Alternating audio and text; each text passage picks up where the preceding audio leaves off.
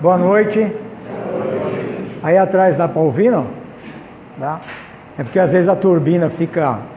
Aí atrapalha um pouco, né? Mês de fevereiro já está se despedindo.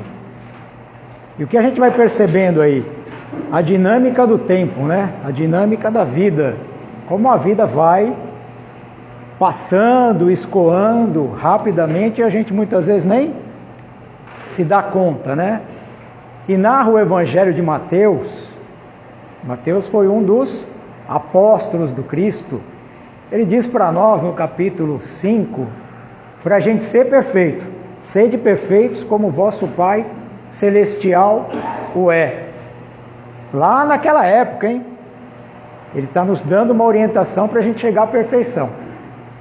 Pergunta: a gente consegue ser perfeito numa existência? Se a gente pegar uma criança, ela consegue chegar à universidade sem passar por todas as etapas necessárias do aprendizado? Não tem sentido, tem? Então dentro disso a gente vai ter uma lógica aí para a gente pensar. Qual é a lógica? Tem uma lógica aí. Mateus, né, está narrando Jesus. Jesus falava com conhecimento de causa ou não? Sim, né, a lógica é essa. Jesus falava com conhecimento de causa. Se a gente não consegue atingir perfeição em uma existência, qual a lógica disso? Que existem muitas existências. É parar e pensar, né? A não ser que a gente ainda acredite que depois da nossa desencarnação vai existir uma mágica e a gente rapidamente virou santo. É estranho isso, não é? Não é estranho? Então a gente vai hoje tentar entender um pouco melhor essas coisas. E aí vamos voltar de novo lá em Mateus. Mateus narra no capítulo 17 a transfiguração de Jesus lá no Tabor.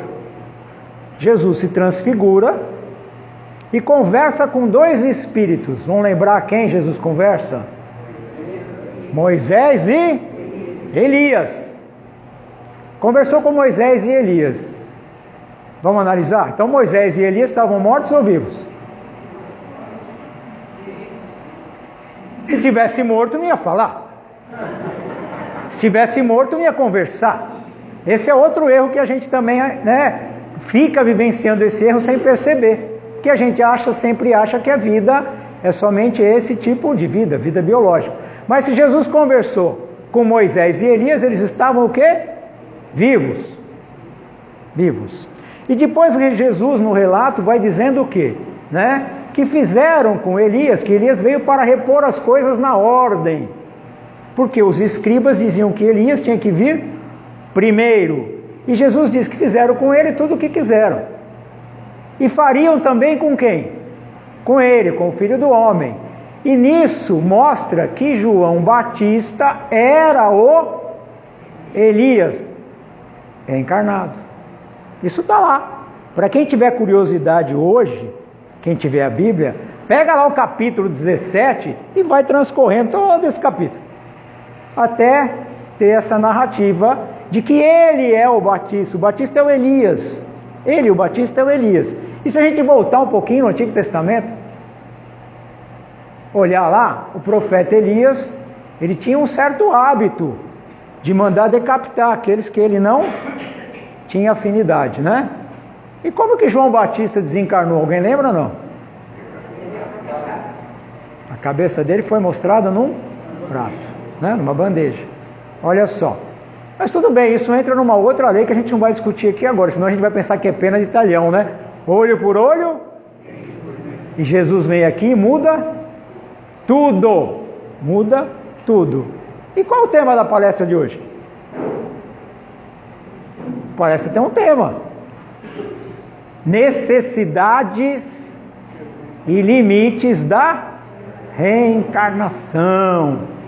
Necessidade e limite da reencarnação. Então lá no Evangelho a gente já sabe que a reencarnação é um fato, apesar de muitos pensarem que não, porque lá no Antigo Testamento Moisés proibiu o contato com os...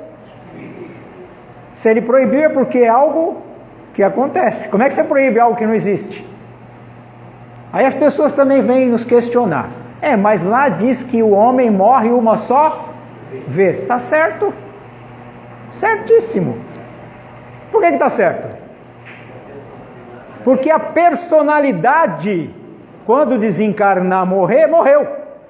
Quando você volta, João Batista voltou como João Batista, não como Elias, então também está certo. Porque o espírito não morre, mas a personalidade que ele vive, aquela deixa de existir, até porque na próxima é um novo corpo, uma nova história, uma nova oportunidade. Então Kardec, com muita consciência e inteligência, coloca dentro desse capítulo a necessidade. Então a reencarnação é uma necessidade.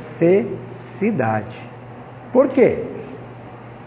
Porque nós não atingimos a perfeição somente em uma única existência, Aliás, isso é um grande engano, porque são muitas. Aí nós vamos buscar referência lá no Livro dos Espíritos, na questão 132, onde Kardec pergunta: qual a finalidade da encarnação? Ela tem uma finalidade, e a resposta é bem extensa, mas a gente vai se ater somente num pedaço dessa resposta. O começo da resposta é: Deus a impõe. É uma imposição divina. Se você não está feliz, vai depois discutir com Deus, tá bom? Deus a impõe para levar o espírito à perfeição. Essa é a resposta. É uma imposição divina para levá-lo à perfeição. Para muitos, que aliás nós nos encaixamos dentro desses muitos, é uma expiação. Para outros, uma missão. E todos nós temos que concorrer na obra da criação. Olha que maravilha! Nós temos que fazer a nossa parte. A gente acha que às vezes o nosso trabalho não tem valor, não tem sentido. A gente pensa que a nossa vida não tem sentido, que aquilo que nós fazemos não tem valor nenhum. Ledo engano. Tudo atende um momento e tudo atende uma necessidade. E o Kardec não se contenta muito com as respostas, Ele vai, de vez em quando, ele volta. Depois lá na frente, na questão 67, ele pergunta de novo: qual a finalidade da reencarnação? É uma finalidade. Olha só, tem uma finalidade. E a finalidade, voltando para ela, é a mesma. Qual é? Melhoramento contínuo. Aonde estaria a justiça de Deus, o Criador, se não tivesse a reencarnação? Para quem tem pensamento, para quem busca uma lógica, compreensão, entendimento, sabe que a reencarnação é uma necessidade, um fato. Porque senão, não haveria o quê? Justiça. Justiça. A gente analisa um pouquinho como está o mundo, como é o mundo. E se você estudar um pouco da história, você vai perceber quanto sofrimento gerado. E esse sofrimento continua. Até quando? Até a gente compreender e começar a mudança. Porque vamos lembrar de novo do começo aqui? João Batista, Elias, decepado, perdeu a cabeça, lei da pena de Italião. Não, existe uma lei. Lei de causa e efeito, aonde Jesus nos orienta. Olha só, você pode semear o que você quiser, porém, você vai ser escravo da sua semeadura. Então esse é um fator para a gente começar a perceber aquilo que nós estamos Semeando. O que nós estamos semeando. E da onde a gente tira energia e força para melhorar? Será que isso é produto dos ensinamentos? Não. Isso é inerente. Quando Deus nos cria a sua imagem e semelhança, já está inserido em nós o que? Essa força, essa vontade, essa vitalidade. Agora, o que normalmente a gente faz? Deixa para lá, não é? Porque nós gostamos muito da nossa condição ainda material. Nós gostamos muito. Então, como a proposta divina para os seus filhos não é uma proposta de punição, muitos acham isso, não acham? Quantas vezes a gente ouviu e escuta isso? E infelizmente ainda na literatura espírita. Eu vim aqui para pagar.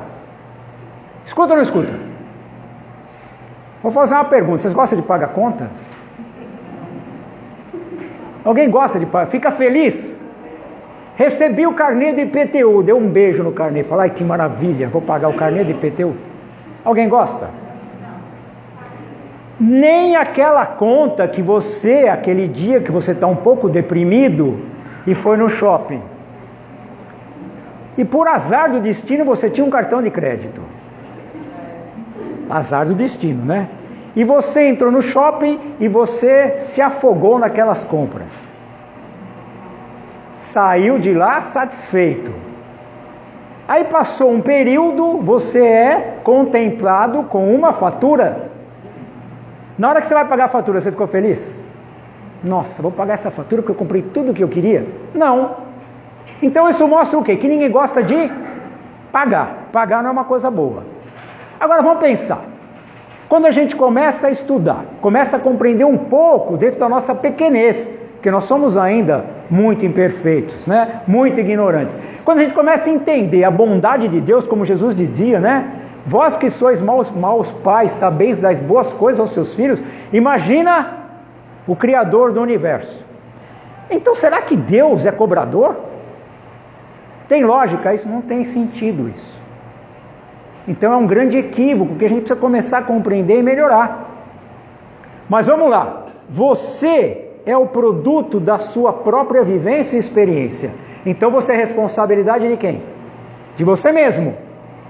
Você é responsável. Então aquilo que você mesmo gera, você é o gerador. O que você precisa fazer? Desconstruir essa ideia e passar a construir uma ideia nova, um produto novo de quem? De si mesmo. E aí dentro disso, a lei de causa e efeito, ela funciona dentro da misericórdia divina. Mas como nós não somos misericordiosos, o que a gente imagina? Que nós temos que vir aqui para sofrer, pagar. Ao invés de você olhar como uma oportunidade de crescimento, você olha como um karma, algo negativo, algo pesado, grosseiro. Então a necessidade da reencarnação faz com que a cada nova experiência nós vamos aprendendo às custas da nossa própria existência. Porque nós vamos semeando e colhendo, semeando e colhendo, semeando e colhendo. Aí quando você percebe que você semeou e que o colher não foi tão saboroso como você esperava, o que você faz? Você começa a semear algo diferente, algo melhor. Isso demanda um tempo, não demanda? Demanda tempo, demanda atenção, compreensão, entendimento. E a gente perde esse tempo? Nós não perdemos. Nós usamos o nosso tempo para quê? Para as nossas satisfações materiais. É isso que acontece. Hoje é dia 25 de fevereiro, não é assim? Nós estamos terminando o quê? Carnaval. Aonde o prazer é que vale. A consequência não importa. O que importa é o prazer. E quantas vezes a gente faz isso? Faz ou não faz? Quantas vezes na nossa existência a gente se ocupa daquilo que é gostoso? Quantas vezes? Toda vez. Todo o tempo. Né? 100% do nosso dia. A gente se ocupa daquilo que é gostoso e esquece aquilo que é bom. A criança faz isso, faz ou não faz? Ainda bem que a criança tem quem? Alguém que a oriente, né? Porque a criança, se você der para ela um saquinho de bala, o que ela vai fazer? Não fala para ela parar para você ver. Ela vai comer. E nós ainda somos crianças espirituais. Aqueles que a gente imaginava santo, né, dentro da nossa visão, aqueles espíritos mais evoluídos, mais esclarecidos, segundo a doutrina espírita, só para a gente entender, ela nos diz o seguinte na escala espírita: espírito superior, ele reúne toda a ciência, ele reúne todo o saber da Terra, do universo, todo o saber do universo. Está um pouco longe, né? Toda a sabedoria e toda a bondade. Isso é espírito superior. Esses espíritos que hoje estão nessa categoria foram criados muito antes da gente. O Kardec faz essa pergunta, a espiritualidade viu? Antes de vocês já existiam espíritos no último grau da escala. Porque vamos lembrar de Jesus? Meu Pai trabalha sempre e eu trabalho também. Lei de trabalho. Então Deus não é inativo, não para, cria e cria sempre. Então espíritos estão sendo o quê? Gerados. E quando nós somos gerados, Jesus já era quem? Jesus, olha só. Jesus já era Jesus e a gente estava o quê? Começando a nossa história como princípio inteligente do universo. Então Deus, na sua proposta, determinou que nós só vamos evoluir passando pela experiência corpórea, vivendo a experiência da matéria, com uma proposta: vencer a matéria. Nossa, então nós estamos muito longe, estamos ou não estamos? Quer vencer a matéria, dominar a matéria? Hoje nós somos totalmente dominados por quem? Pela matéria.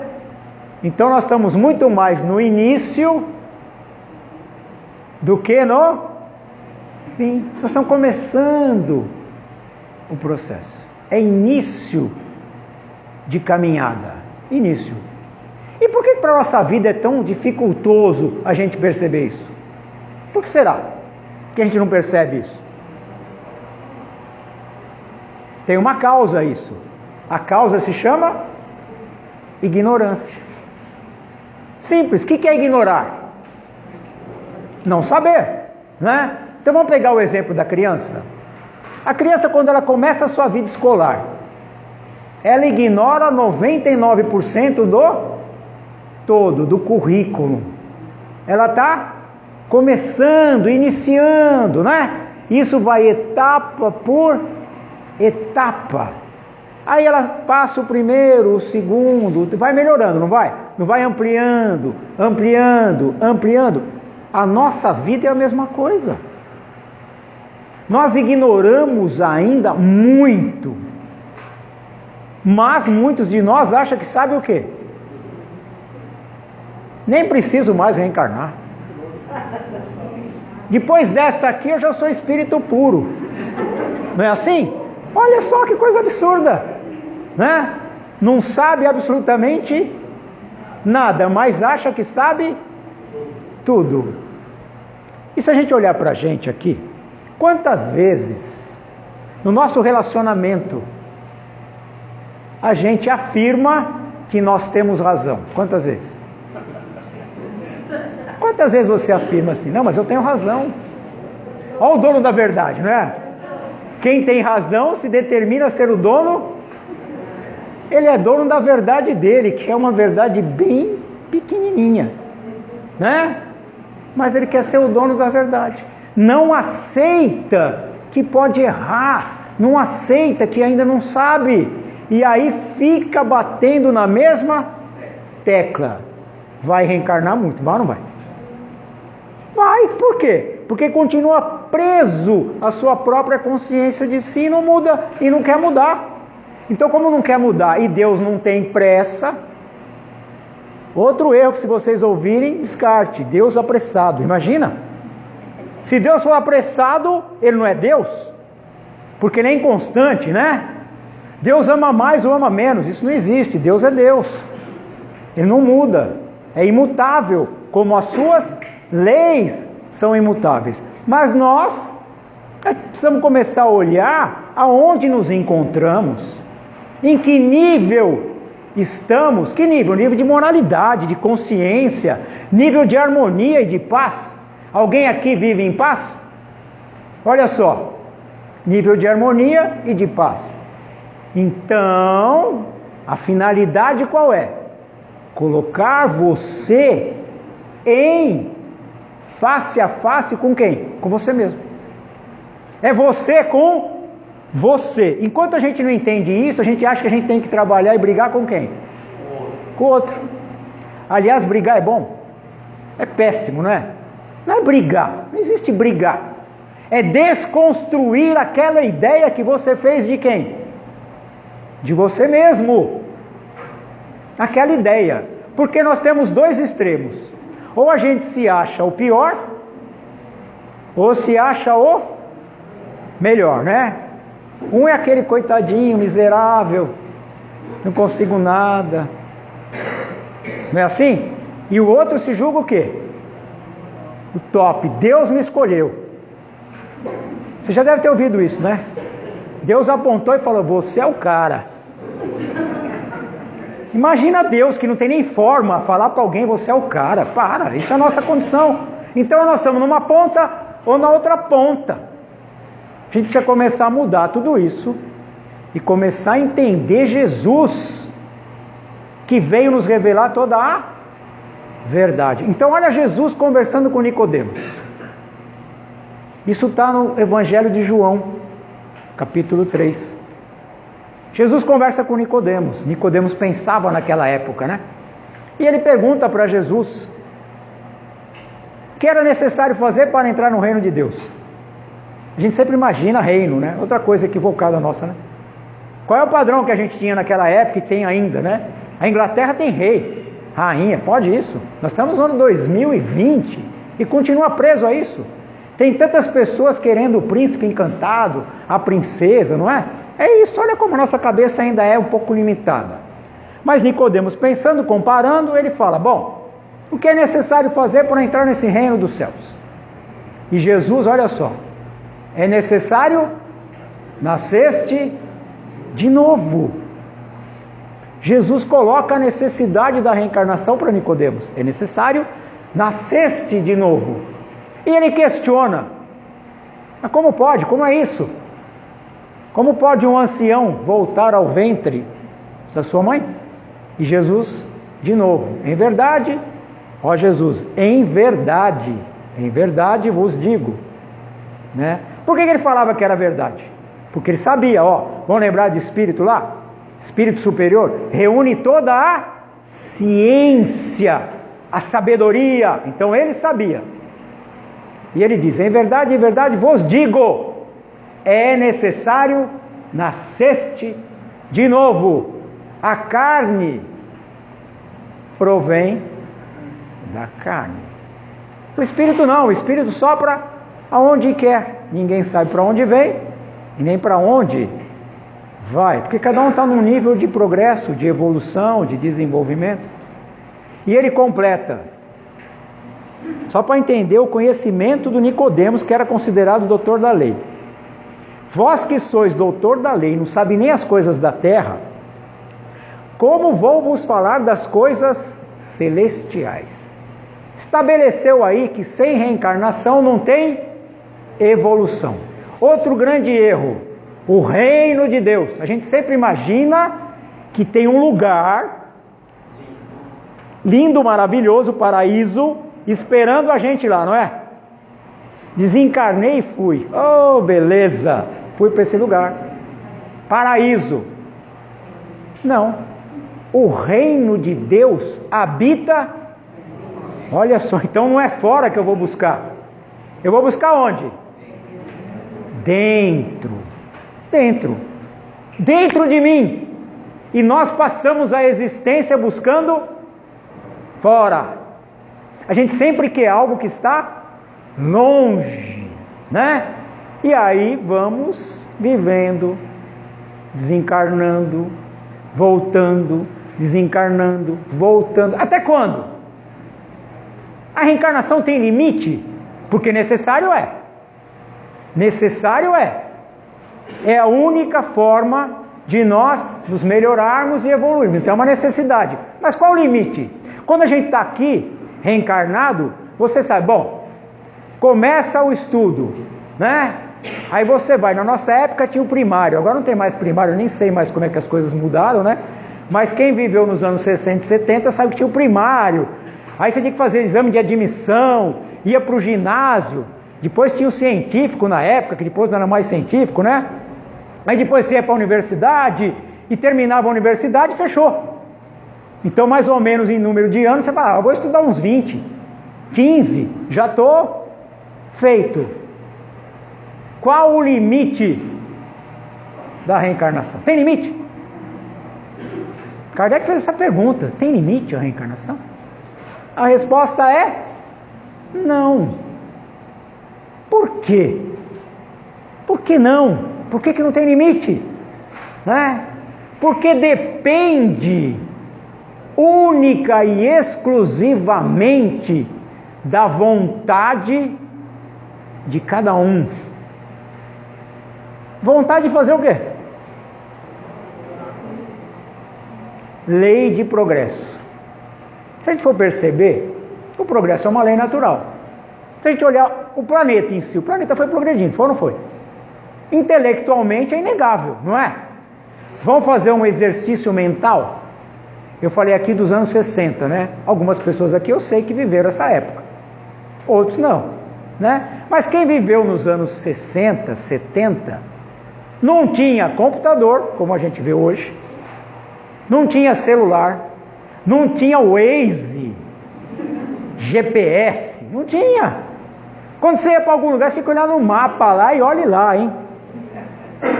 Quem trabalhava em São Paulo de motorista de táxi, pegava um guia desse tamanho e ficava olhando lá para ver as ruazinhas, como fazia para chegar. Hoje, qualquer um põe no Waze, nossa que maravilha, põe no Waze e chega, né? Tudo bem que dá umas enroscadas, mas chega. Tecnologia veio. Então nós percebemos que o progresso é uma lei. Independente da nossa vontade, as coisas vão mudando. Vão ou não vão? Vão seguindo, vão ou não vão? Vão mudando. Quer desligar? Então as coisas vão mudando. Então a lei de progresso é uma lei natural. E nós estamos inseridos dentro dessa lei natural. E nós vamos progredindo. Mesmo que na reencarnação nós não aproveitemos. A gente pode não aproveitar a reencarnação. Não evoluiu nada, se manteve, né? Entrou no primeiro ano e saiu no primeiro. Lembra antigamente? Antigamente era assim, você tinha uma caderneta escolar e você ia lá, reprovado. Quem não aprovava era reprovado em vermelho. Então imagina que você passou o ano inteiro, né? Vamos fazer a simbologia, você passou a encarnação inteira e na hora que você foi ver a sua nota, você foi reprovado. Mas mesmo reprovado, você viveu a experiência. Aquela experiência você viveu. Você pode não ter aproveitado, mas você viveu. Então ela tem um sentido. Apesar da gente não olhar esse sentido. Porque na hora que começar de novo, você fala, não! De novo! Então agora eu vou pensar, raciocinar e vou me dedicar para não ser de novo um aluno Competente. Olha só, a reencarnação tem essa. Com a gente. A gente vem para viver experiências. Colher o fruto da nossa própria criação e perceber que aquele fruto, se ele é bom, eu vou melhorando. Se ele não é tão bom, eu faço o quê? Descarto e começo uma nova etapa. Por isso que o Kardec é fantástico, né, em todas as suas perguntas. Imagina um livro publicado em 1857 com mais de 1000 perguntas. Mais de 1000 perguntas voltadas para a nossa própria evolução e desenvolvimento e compreensão das coisas. É fantástico, não é? A maioria de nós se diz cristãos, certo? Se diz cristão. E o cristão tem por hábito fazer a oração do Pai Nosso. Tem ou não tem? Se você perguntar para um cristão a oração do Pai Nosso, ele sabe de cor e salteado, de trás para frente. Não é assim? Pode não saber o sentido, mas a palavra, ele sabe. Então, dentro da oração do Pai Nosso, a gente está discorrendo a oração, a gente chega lá, pede a Deus para nos livrarmos, não deixais cair em...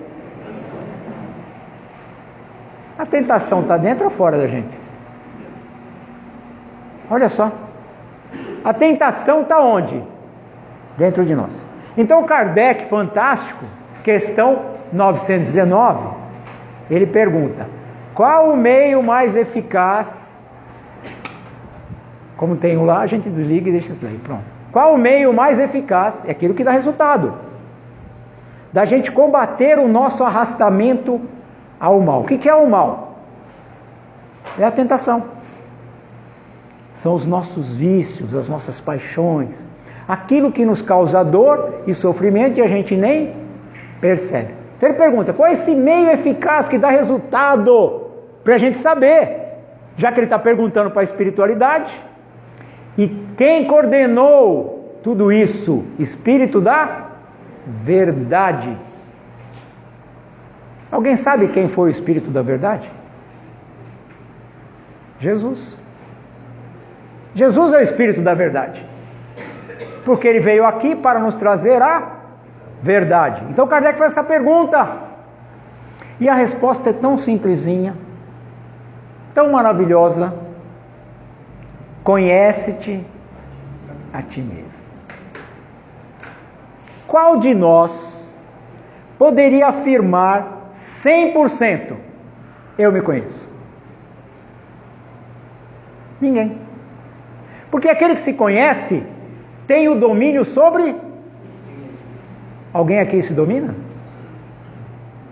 A gente pensa que se conhece, não é assim? E o duro é quando o outro fala, eu te conheço. Não é? E às vezes a gente fala para o outro, mas eu te conheço. Não conhece nada. A gente tem uma interpretação das reações daquele ser. Uma interpretação de acordo com a minha evolução, com o meu modelo, com aquilo que eu trago dentro de mim, porque eu só enxergo aquilo que eu tenho como referência. Olha só, então se eu não conheço a mim, você vai afirmar que conhece o outro? Para. Então nós temos que parar hoje e começar a voltar e fazer uma viagem de encontro a quem? A si mesmo. Parar. Deixar de se ocupar do tempo, mas se ocupar do tempo. Para quê? Para cuidar de quem? Da gente. Olha só, cuidar da gente. Perceber porque eu ainda caio. Porque eu ainda escorrego. Por que esse pensamento que dá até vergonha vem na minha mente? Se ele vem, quem criou? Eu. Nós é que criamos. E aí uns falam, não, mas foi o obsessor. Não é assim? Coitado do obsessor. A gente já parece alguns que falam assim, tudo é o capeta, né? E nós, tudo é obsessor. O obsessor não faz nada.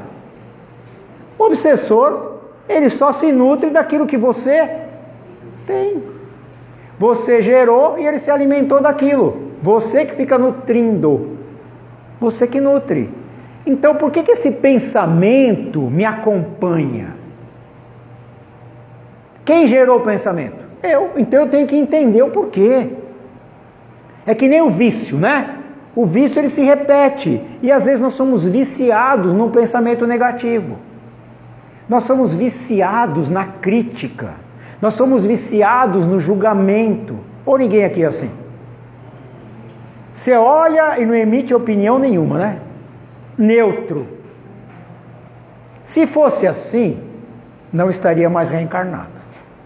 Então, se nós estamos reencarnados, é porque a gente continua do mesmo jeito. Então, olha o trabalhão que a reencarnação nos oferece. Não é um trabalhão? É um trabalhão. Porque esse trabalho nos remete a tomar conta de quem? De nós mesmos. Só que ninguém quer isso, quer ou não quer? Nós queremos tomar conta da vida? Nossa, que cabelo! Imagina que cabelo feio, não é assim? Olha a roupa, olha o sapato. Isso é só a mulher que fala, né? Homem não fala isso. Homem não fala isso, né? Imagina, olha como nós somos. A gente está sempre olhando e criticando o outro. Isso é perder a oportunidade da reencarnação. Ah, mas todo mundo é assim. Ué, porque todo mundo é assim, você vai continuar assim? Você reencarnou para quê? Para continuar? Nós reencarnamos com uma proposta maravilhosa de evolução, de progresso, de desenvolvimento. Aprender a olhar para dentro de si e fazer a sua própria melhora. O que eu projeto para fora é uma projeção minha. Então eu preciso começar a projetar coisa boa. Olhar com os olhos do amor. Mas para isso eu preciso desenvolver amor por quem? Aí nós vamos consultar a Revista Espírita de 1864, no ano de fevereiro, e eles estão fazendo um estudo sobre a reencarnação. Estudo sobre a reencarnação. Quase igual a gente, né? A gente estuda bastante isso aí, não estuda? Claro que não. Se a gente estudasse, seria melhor, né? O livro dos Espíritos é um livro pouco conhecido. As pessoas não se ocupam nem de saber o que é. E tem uns que falam, nossa, pelo amor de Deus, não quero nem ver isso. Esse negócio de espírito não é comigo não, né? Com coisa que você é o quê? O que você é? E tem medo de espírito? É uma coisa fantástica isso daí, né? Como a gente ainda é absurdamente ignorante. Então, voltando nessa proposta, a Revista Espírita está lá, eles estão estudando a reencarnação. E aí o espírito orientador diz o seguinte: sabe quando vocês vão parar de reencarnar? Ele está olhando para o Kardec, para aquela turma lá, hein? Que era um pouquinho mais estudioso que a gente, né? Um pouquinho mais estudioso. Vocês só vão parar de reencarnar quando vocês dominarem a matéria plenamente. Domínio pleno da matéria. Aí a gente dá uma olhada para o horizonte e fala, nossa, está longe, né? E o Livro dos Espíritos vai lá e diz para a gente o seguinte: a gente falou aqui de espírito superior, que já domina tudo, né? Mas ele ainda não é puro. Nossa, então enroscou mais ainda. O puro é aquele que já dominou plenamente a matéria e não reencarna mais. Ele está em comunhão com quem? Com Deus. Olha só, estar em comunhão com Deus. E coloca para a gente o seguinte: que aquilo que é celestial, que é divino, não se compara em nada às paixões materiais. Não se compara em nada com as paixões materiais. Então olha como a gente está um pouquinho distante, tá ou não está? Estamos distantes, porque a matéria nos domina, a matéria nos escraviza, a matéria nos prende, e nós vivemos ainda em função desse domínio. Nós não entendemos ainda que nós não deveríamos ser escravos. Aliás, se a gente for olhar no Brasil, né? Nossa, o Brasil foi liberto há quanto tempo? A escravidão sempre existiu, infelizmente, num mundo inferior que nem o nosso. A espiritualidade coloca, esse mundo é um mundo inferior, vocês estão ainda no começo da escala. Então ela não é oficial, né? Não tem escravidão, mas tem escravidão, porque nós somos escravos. De quem? De nós mesmos. Nós nos limitamos, nós criamos para nós uma gaiola e ficamos presos dentro dessa gaiola. Quantas vezes a gente tem medo de fazer as coisas? Ou não tem? Ou ninguém aqui tem medo? Vou fazer, não tem dúvida nenhuma, vai dar certo. Duvido. Você mesmo na hora gera dúvida, será? Não é assim? E Jesus diz para nós lá, olha lá, se tiveres fé como um grão de mostarda, dirá essa montanha, passa daqui para lá, essa montanha vai fazer o quê? Passa. Então nós precisamos controlar em nós esse medo, fruto do instinto de conservação, e começar um trabalho de desenvolvimento pleno de consciência. Desconstruir a cadeia mental, emocional, psicológica que nós mesmos criamos.